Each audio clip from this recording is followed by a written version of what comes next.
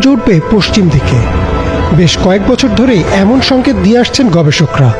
যদি সত্যি সত্যি পৃথিবীর চৌম্বক মেরু উল্টে যায় তাহলে কি হবে মানবজাতির? এর আকার আরও বড় হচ্ছে, আর যখন এই মেরু উল্টে যাবে তখন দিকও উল্টে যাবে।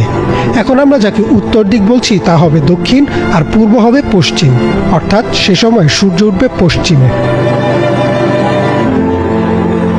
এছাড়াও যদি মেরু উল্টে যায় তাহলে চৌম্বক ক্ষেত্র দুর্বল হয়ে যাবে, ফলে মানুষের মধ্যে দেখা দেবে ক্যান্সারের প্রকোপ, আর সেই প্রকোপ হবে বিশ্বব্যাপী মহামারীর মতো।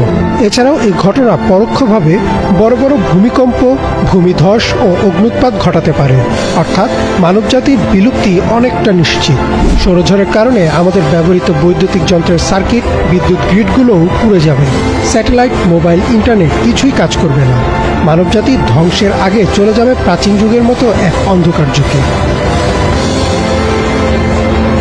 কিভাবে চৌম্বক মেরু উল্টে যাবে বা উল্টে গেলে কি হবে তা নির্ণয় করা গেলেও এর সমাধান এখনো দিতে পারেনি গবেষকরা। অনেক মুসলিম আলেম এই গবেষণার ফলাফল থেকে এমনটিও বলছেন, এটা হয়তো হাদিসে বর্ণিত কিয়ামতের আগে পশ্চিমে সূর্য ওঠার কথাই নির্দেশ করছে।